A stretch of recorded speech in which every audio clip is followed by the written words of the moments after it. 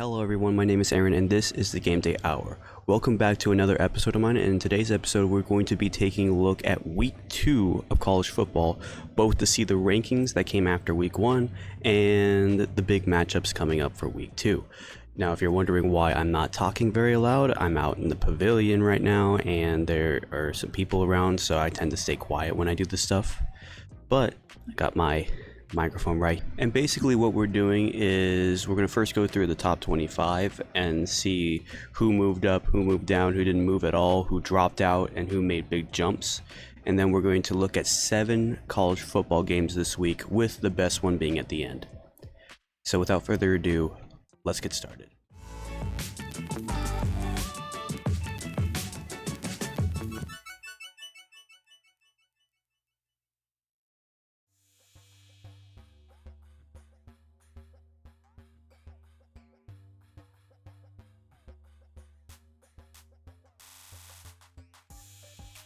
So taking a look at 25 through 21, A&M, of course, they had a big whipping on New Mexico, so they jumped into the top 25. They were originally in the top 25 beforehand. I didn't put them there, but after their win over New Mexico, I thought, okay, they deserve to be there.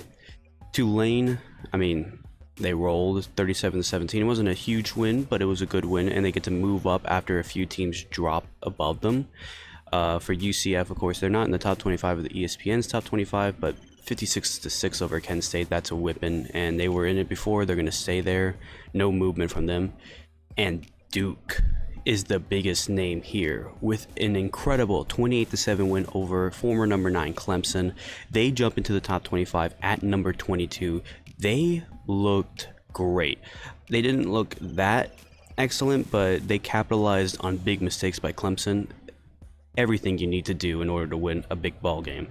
And lastly, Oregon State and their big win over San Jose State, they get to jump into the top 25. DJ looks amazing, and that team looks like they're going to have a big role in the Pac-12 this year. So I was pretty incorrect about North Carolina. They played amazing versus South Carolina. South Carolina did not look great. Early on they did, but then the second half North Carolina pulled away and it was over by then. So good job, North Carolina. They jump into my top 20. Kansas State, they looked great against Southeastern Missouri and, shutting them out. Incredible. They're higher in the ESPN's list, but I have them at 19. They were at 21 before, so they jump up 2 spots. Ole Miss absolutely demolished Mercer, 73-7, and man, did they look amazing. They get to jump up 1 spot, and yeah, they're at number 18. And of course, here's the biggest name. If Duke was the biggest name in the last one, here comes Colorado. Amazing work by Colorado against TCU. They deserve to be this high for me because, man, they really played in a great offensive game. So good job to Colorado, and you're number 17. And then lastly, Washington gets to move up a few spots, and from being at number 18, they beat Boise State. It was a tough game at first, but then they just absolutely started rolling towards the second half. So congratulations, Washington, you're number 16. Due to a few losses, Wisconsin jumps into the top 15. They were 16 originally, but a good win over Buffalo and then a few losses above in the top 10 forces them at the number 15 spot. And LSU, 0-1, the only team on this list with a losing record after their loss to Florida State. The only reason why they dropped that far was because of how badly they lost to Florida State in the second half. They were up 17-14, end up losing 45-24. That's rough. So they are at number 14. And Oklahoma, wow. Oklahoma did such a beautiful job against Arkansas State, and their offense looked superb. I think they finally have hit their mark with Renaball, so congratulations, Sooners. The Utah Utes, a win over Florida is a big-time win any day. A win over any SEC school, because last year they lost in Florida. This year they finally get it done in very convincing fashion without their starting quarterback.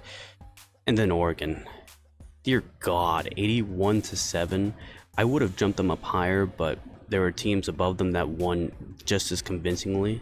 So at number 11, they're just peeking into the top 10. They're not there just yet, but don't be surprised if you expect them there soon. As we take a look into the top 10, Notre Dame in their past 2 games have outscored their opponents 98-6 Navy, and of course to Tennessee State 56-3. So Notre Dame has been looking good offensively, and defensively they have been superb, so they jump into the top 10, and that's where they also are on fantasy. Penn State took care of business against West Virginia, and their defense did look really good in that game. Tennessee, they were struggling at first, but then they really started to kick it into high gear late in the game. So that big win keeps them at number 8. They don't jump, nor do they fall, so they're just where they are from last week. Florida State, though, they had the biggest jump upon any team with a ginormous win over LSU, who was number 5. They were number 16 prior on my list. Now they're number 7, and they looked really good. They're number 4 on ESPN, which is crazy, but congratulations, Seminoles. And lastly, Texas. Texas did not have a very good win over Rice, but I think they were saving a little bit of their energy for their next matchup, so who knows. Now we peek into the top 5 with USC. They're taking care of business offensively mainly. I wouldn't say defensively either, but mostly offensively. 66-14 over Nevada. That was a very impressive win. Caleb Williams looks amazing, so they jump into the top 5. Ohio State, I guess you can say, because Ohio State is still trying to figure it out and they are playing a Big Ten school, that you'd give them some slack, but I don't, because I expect them to absolutely manhandle Indiana. So the fact that they didn't, they drop a spot. I didn't drop them 2 spots like ESPN, but I do think they had to drop just a little bit. And because they dropped, Alabama jumps. 56-7 over Middle Tennessee. Alabama looked really good. Joe Milroe, he looks amazing. And it's going to be a very interesting matchup when the Longhorns come to town.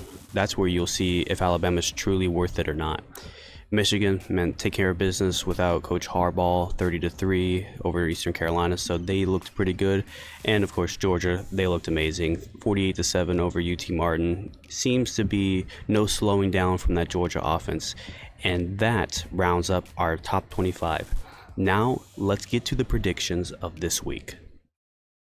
So before we get started, let's recap last week. I went 3-3.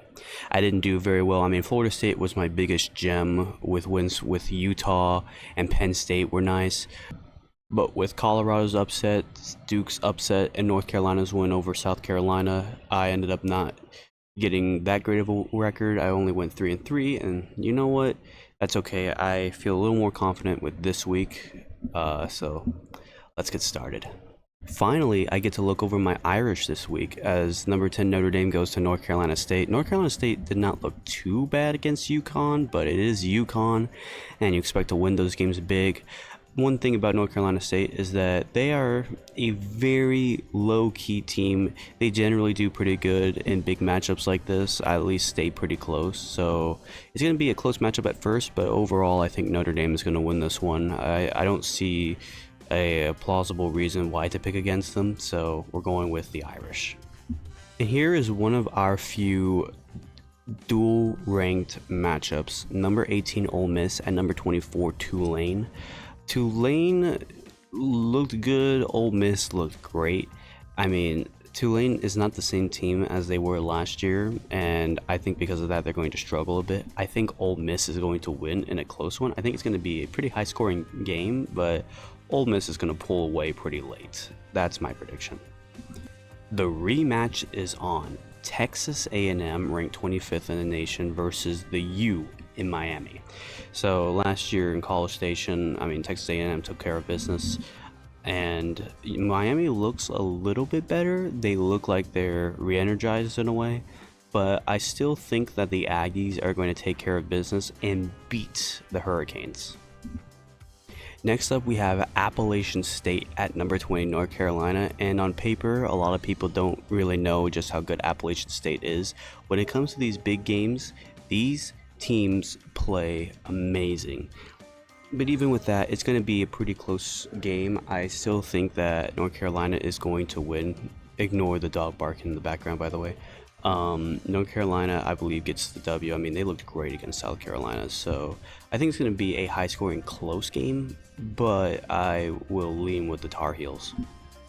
The Red Raiders host the Oregon Ducks, and guys, the Red Raiders losing to Wyoming 33-35 is tough, and now they have this matchup. Oregon absolutely smoked Portland State, so I'm going to go with the Ducks to win this one. Fairly simple game. Next up, we have Wisconsin at Wazoo, and guys, Wazoo looked pretty good in their game against Colorado State, and Wisconsin didn't look so great. Wisconsin, I still think, has a very good chance at winning this game outright, but I'm actually going to go with a big upset, and I'm going to say Wazoo beats Wisconsin. It's a little bit of a gamble, but I think Washington State has all the pieces they need to beat a team like Wisconsin, so we're going to go with the Cougars. And now, the game of the week. Hook 'em horns, roll tide. A rematch of last year. Alabama won that game 21-20, but quarterback Quinn Ewers went down early. Now, people say that Texas could have won that game if he stayed healthy. I believe so. I think that Texas would have actually rolled over Alabama pretty badly. And now, I think that if you keep Quinn Ewers healthy for nearly an entire game, I am going to predict that Texas pulls off the upset against Alabama. I know Alabama looked better last week, but I think Texas was saving up a bit of their energy for this game specifically. I'm going to go with the Longhorns to win. And that'll do it for today's episode. I hope you guys enjoyed, and I'm sorry if this video is coming out late, either a late Wednesday or early Thursday.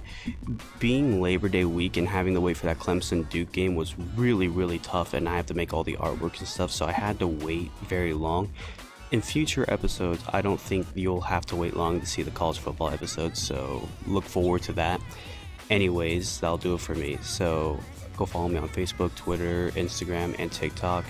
Will be in the links in the description below, and that'll be it. So I hope you guys have a great day, take care, and goodbye.